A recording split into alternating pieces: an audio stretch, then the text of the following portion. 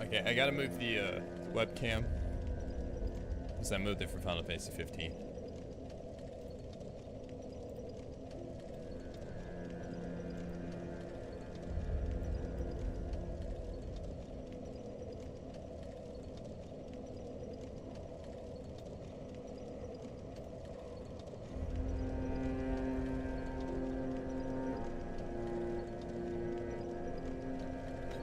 Oh, if you're wondering why I'm not using the green screen, it's mainly because I think just having me float around here and like cut off at the bottom is a little weird. So that's why I'm using this boulder order. All right, that looks good. I'm not blocking anything there. I don't think so.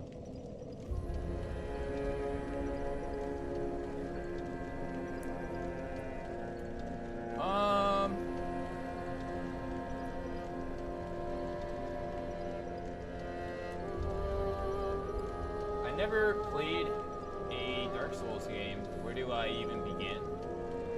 Honestly, I would say start with Dark Souls 1 and Dark Souls 2 are more in common. I haven't played Dark Souls 1 yet. That's the only Dark Souls game I haven't played now. Dark Souls 1 and Dark Souls 2 have more in common than Dark Souls 2 and Dark Souls 3. Dark Souls 3 borrows the fast-pacedness from Bloodborne, which is also a From Software game, but this is not a Souls game.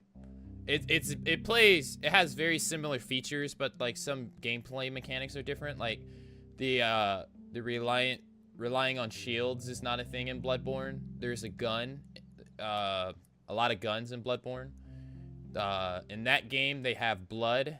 In this game, it's souls. And they just changed a little couple difficulties. But the thing about Bloodborne is Bloodborne's a little bit noob friendly because they have a feature where if you get hit and you are aggressive enough within a certain amount of time, you can gain back some of your health. Even if you're not even hitting anything, if you hit something and it dies and you keep going, you'll gain your health back to a certain degree. Dark Souls doesn't have any shit like that. So, but in Dark Souls 3, they took the gear and the stats and that kind of, and of course the lore from Dark Souls 2, but then they incorporated the gameplay, the fast-pacedness and gameplay of Bloodborne in it. So Dark Souls 3 it's kind of like a hybrid between Dark Souls 2 and Bloodborne.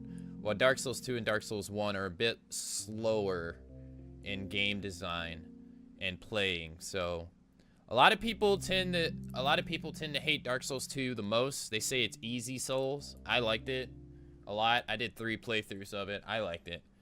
I liked Bloodborne as well. And Bloodborne's not easy. It's pretty challenging. But they say it's easy too. I would say Bloodborne's harder than Dark Souls 2. I haven't played Dark Souls 1, but then you also got Demon Souls, which was the spirit successor to all these. Not related to them lore-wise, but the gameplay mechanics are very similar to Dark Souls 1 and Dark Souls 2. So I personally like Demon Souls the best, but I'm biased because it was the first one I played. And I think the saying goes, the hardest one is the first one you play. And Demon Souls kicked my ass. I died like 84 times on the first level. I had no idea how to get it, so. I would say start out with Demon Souls, but that's a PS3 game, so if you don't have a PS3 game, you're shit out of luck. That, or start with Dark Souls 1, which is on PC, but I hear the PC may have problems. I hear the console version of the game is 60 FPS, but the PC port is 30, and if you download the mod for 60 FPS, when you go up ladders, I don't know if it was, they said it fucks the game up. Don't know. But Dark Souls 3 apparently is supposed to be really hard, and it's been pretty challenging. But they're really cool games.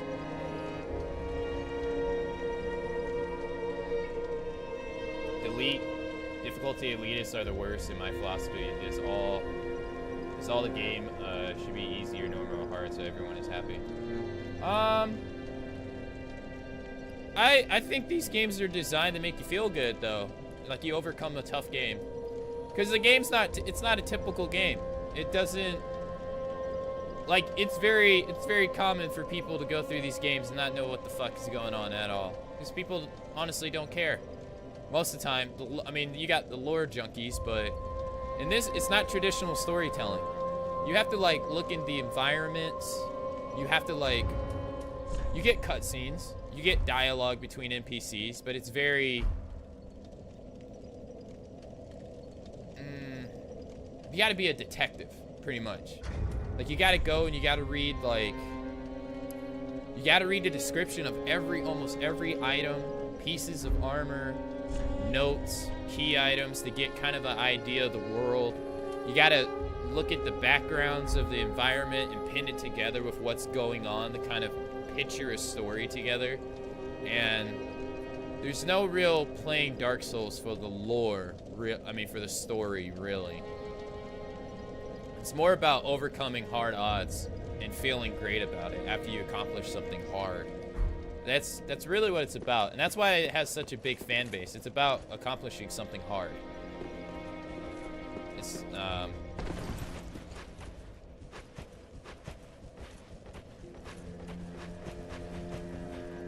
how would changing easy mode? How would having easy mode change anything if hard mode was still there with achievements? I will never understand people getting angry over different modes. Because there's no difficulty in this. It's just, this is the game. It's just deal or don't deal, pretty much. There's no hard mode, no mode. It's just deal or don't deal. That's the beauty of it. It's like, that's the beauty of it. It's like, it beats you into submission. And when you, like I said, it beats you into submission. And when you overcome it, you feel great. Like when I played Demon Souls, I died like 84 times. And I hated it. I hated it. I didn't play it for 3 months. Then I gave it another chance, and I finally beat the first boss. No, I finally killed my first enemy, my first couple enemies. And then I finally got to the first boss, and I finally beat it. And I felt like, I was like, holy shit, this is awesome. And then I kept going, and then I got to the second boss, and I beat him, and I kept going, and I kept going. And you just feel great. It just makes you feel great. It makes you feel, like a good player, pretty much.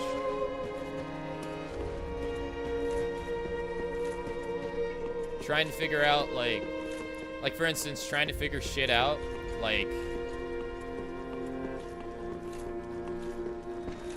this guy dropped dead. I have no idea why he's dead. And this game doesn't tell you where to go. It doesn't tell you what to do. Like, it doesn't do anything. It just gives you the world and you have to survive. And so, like, I have no idea why this guy dropped dead. And I have to figure it out. Or not figure it out. So, it's kind of like that.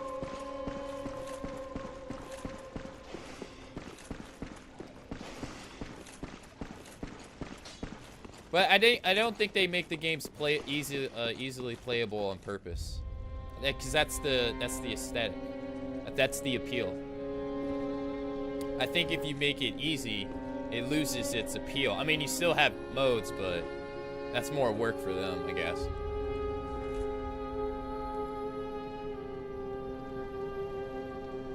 I mean, I don't know. I'm not the biggest fan of the game, but I love the lore and all the extras the devs hid in the game. I wish more devs put that kind of work in. Wasn't that an EA game too? I haven't watched it from the beginning, so it's hard to say, but it seems fun. Yeah, I think Dark Souls is a game you don't have to watch from the beginning. To be honest, it's like a personal journey. Well, it's like a journey, so I don't think you really have to watch it from the beginning.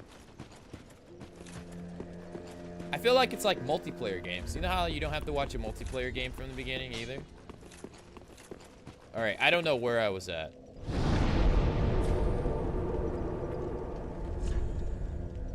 Profound Capital. I died in the trap. Okay, so there's a boss here. Yeah, here. There's a boss that I haven't fought, that I've been avoiding, not on purpose, but because I went here instead. And I fell and I died at a trap, but I don't remember exactly how to get there.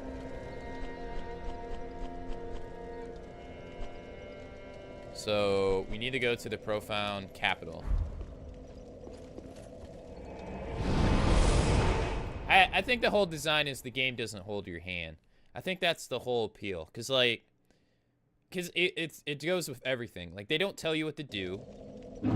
They don't tell you where to go. They don't tell you how to beat a boss. I think the only thing they tell you is, like, outside of the beginning is the controls. They don't tell you, you can miss a lot of bosses. They don't tell you how to do the quest at all. That shit's rough. Trying to figure out how to do the quest. If this game came out when there was no internet, man, I feel like so many people wouldn't accomplish all the shit in the game.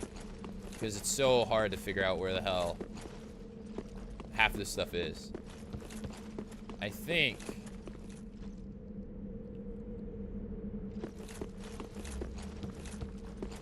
I see a ladder over there. I don't remember... I don't think I died down here. It was a trap, but I don't remember how to get back to the trap. And I don't think it's this way.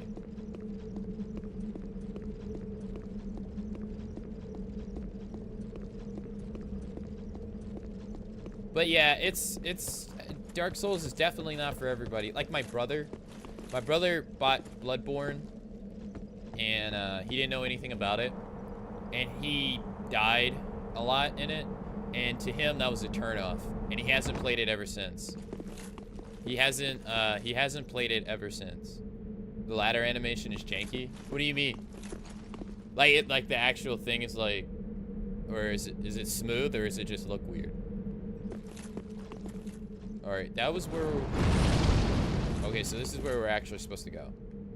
I don't want to go this way. Yeah, see those people over there with the fire? They're shooting fireballs at us. Yeah, it's pretty wooden. So there's a gargoyle over there. You see him? And then there's 4 fire dudes shooting fireballs at us over there. That's a bitch.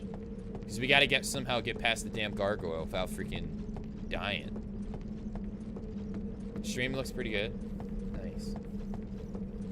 I don't see the difference with uploading at 6,000 and 3,000. I've cut it nearly in half and it seems just the same. Nobody has said they've seen a loss in quality at all.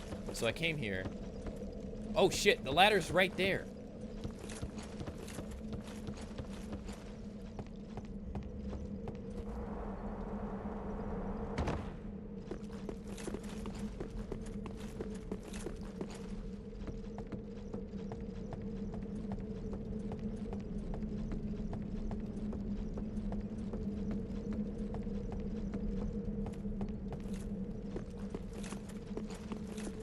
Yeah, the max bitrate is, it's like 7,000.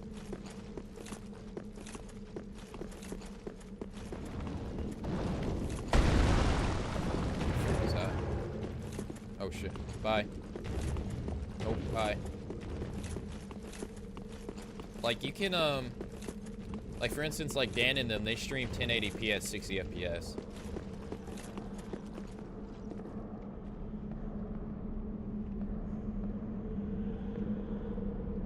I stream 720 because my computer can't handle playing a game and streaming it. But Dan and them got two computers. They have 2 computers, one a streaming PC and a gaming PC. I don't know where the fuck I was at, man. Oh shit, here he comes. So they have a lot less. Taxing on their systems. Then also, if their game crashes, they don't have to worry, or their computer crashes, they don't have to worry about their stream getting cut off. Yo, it's stuck.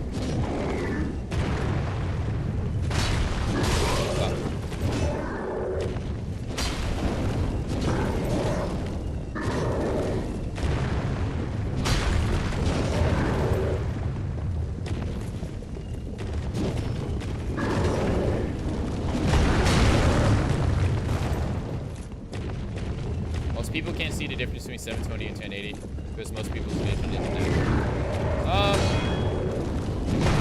I see the difference, but I don't think it's that big of a deal.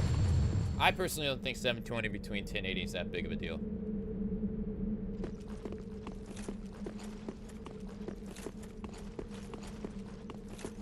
And I think the more you go up in on Twitch, and I think the more you go up on resolution on Twitch, the more you're gonna likely run into latency, choppiness, people not being able to watch your stream through bandwidth limitations. So right now, for people to watch my stream, they need about at least 3 megabyte download, which I think is available in a lot of places, but not everywhere. I used to stream at 6, but then that would make my encoding on OBS go through the roof, because on this computer I have, like right now, OBS is taking up 30% of my CPU. When I was streaming 6,000, it would take up like 60%. 50, it was gravitated between like 56 to 60%. But my computer's also doing other shit, you know? So, and then like people in foreign countries who might not have the best internet, people who might not have the best internet. So I think it's just better to stream at 720. But I also think like the big juggernauts that stream at like 1080, like Dan, like it doesn't matter. People will watch Dan if he was streaming at 720. I think that's more of a Dan thing. Like Dan wants to stream at 1080. Like when I watch Dan, he's very like when he plays a game, when he was playing the Lost Legacy, I'm not gonna lie, I was kind of getting annoyed because he was like 60 FPS, and that shit drives me nuts because I'm like, you know it's the PlayStation 4, so why are you complaining? But I think Dan just likes to look at pretty stuff. Not knocking him in any way, but I think that 1080 60 FPS is more of a Dan thing. Totally not necessary. I don't remember where I was at. How the fudge do I get that item? Yeah, how the hell do you get that item? Hey, does Twitch limit the resolution that you stream at? This one streamer seems to think they do. I had someone from Twitch tell them to lower. They had someone at Twitch tell them to lower it. You can only stream 1080. That's about the max you can stream is 1080 60 FPS. That's it. But you gotta have like 5,000, 6,000 bit rate. Most people can't see the difference between 60 and 120. Yeah, I don't really see the big deal for. I'm not a computer gamer, so I'm not too. I know the superiority of graphics comes from the computer and all that stuff, but I don't care for that stuff.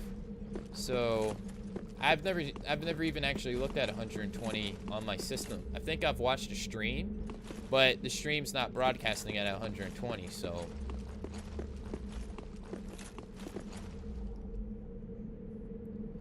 The bit rate was the issue. Yeah, to be able to broadcast 1080p, you have to have at least 5,000 to 6,000 bit rate. So that's 6 megabits per second. And if he's a non-partner and a non-affiliate, that's a big red flag. Non-affiliates don't get transcoding, which basically means, you know, being able to lower it from like, you know, 720 to 480 to and all that stuff. They don't get those options. Affiliates get those. It used to be affiliates before there was no affiliates. The only people who got those options were partners. So then everybody said the max you should stream at is 3.5, because that was the cap. But then they were advising people not to stream at they were advising non-partners to stream at like 2,000, because most people's internet, a lot of people's internet's not the greatest thing. Not everybody lives in America, and even in America there's not a lot of good internet infrastructure wise. And so yeah, If he was a partner, the one thing about the partner thing and the transcoding though is if Dan's streaming at 1080p 60 FPS and someone can't handle it with their internet, they can go down to 720p, and while it will look a little bit different, it's not bad. They could probably even go down to 480 and it'd still be decent. But that's the only benefit to that. Oh shit, I killed this guy once. What? I hate him.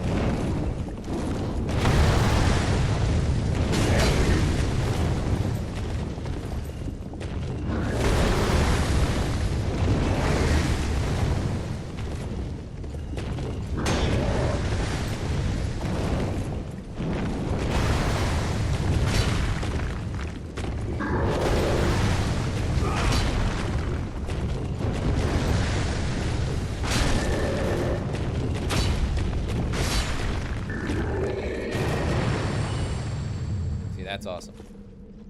People forget that a lot watch on shitty phones, so 70 is the best to get most viewers. To be honest, I think even 30 frames is fine. I play fighting games, and they are set to 60 FPS for calculating the frames in the game. But when I watch people who broadcast fighting games, they always broadcast it as, I mean, most of them broadcast through the PlayStation, which is fucking atrocious, because something with the PlayStation throttles the shit out of upload speed. And to be honest, I can see the difference between 30 and 60. I don't care. I'm just there mainly watching the person, or just the game itself. I don't really care to watch it in 60 FPS. Loser fruit? I think really the #1 thing that attracts people to your stream is you. After the game. After they come to your channel because of the game or a recommendation. But the thing that keeps them coming back is you. Like me, you. And I think, hey, what's up, Dose? I think like Loser Fruit. Loser Fruit gets like 2,000 people every time she plays Overwatch, and she streams on Australian internet, which is known for being shit, even though she's in the best city for it. And she streams at like 720p, 30 FPS. She streams Overwatch at like 30 FPS, but she's playing it in 120. And I mean, people still show up and watch because they like her. So, and you know what I mean. But when she plays a game that's not Overwatch, people dip. People dip. So she'll go down to like 800 or something. So I think a lot of people come back based upon the streamer. Just my personal opinion, not challenging yours, saying you're wrong. I should check out 8K. I've seen video shot at 8K, but I've never seen a gameplay at 8K. Hey, Brown Eyes. What's up? Can phones even handle 60? Can most phones even handle 60 FPS?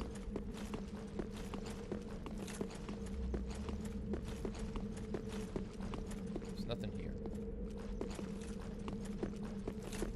Cuck Station 4. What's up, Dose? How you doing, man? There's nothing wrong with streaming from the PlayStation 4. It just has its limitations, which is really annoying. It's up. The Xbox One and PlayStation 4 has opened up streaming to a lot of people who had never streamed before, and it's a really nice thing. Just the side effect is they have a lot of limitations. Like you can't change your keyframe intervals on the PlayStation 4. If you want to switch games, you have to cancel your stream. And all that stuff.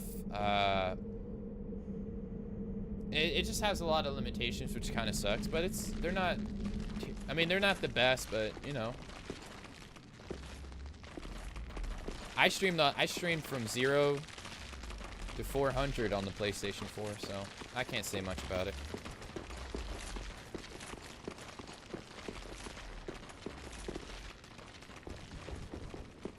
Alright, so this area has a lot of traps. There's my souls right there. This is where I died at. It says Loser Fruit's VOD 60 FPS, but the video looks horrible. Oh, really? Really? Yeah, she usually streams at like 2,000. Like 2,000, 2,500. Like I said, Australia internet is known for being shitty. It's really shitty.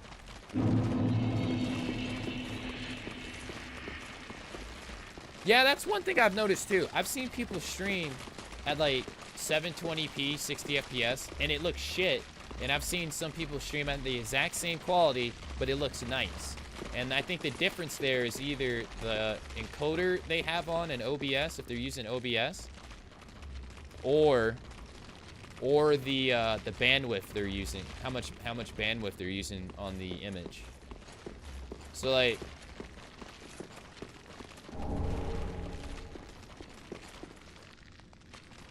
I think it's mainly the encoder though. Well, I mean the not the encoder, the whatever it's called, I can't remember. Loser cheap. Hey, she doesn't have to be loser creep. Yeah, loser creep is the best. It's one of my favorite emotes. Yeah, Scotty keeps telling me about how bad the internet is. No, what is it called? It's called here, one sec. It's called your CPU usage. Your CPU usage preset. The lower you can get it, the better your picture quality. But the lower you lower it, the higher your CPU gets used. And I'm on medium. Most people can't even do medium. If I go, what's below medium? Slow. Slow is after medium. Most people can't do that. Well, like most people have it on like super fast or very fast. So I think that's why the stream looks really good, since I can play it on medium. Yeah, it's CPU usage. I don't know exactly what it does, but all right, we can drop down here. There's enemies right there, right there, right there. And it doesn't say, that's not, yeah, it's probably the compression of the picture. Yeah, it's probably just another, what it's doing is the compression. There's 4 of them. There's 5 of them. I don't see a way out. Oh, there we go. We got a door over there. That leads up there. That's probably a boss fight.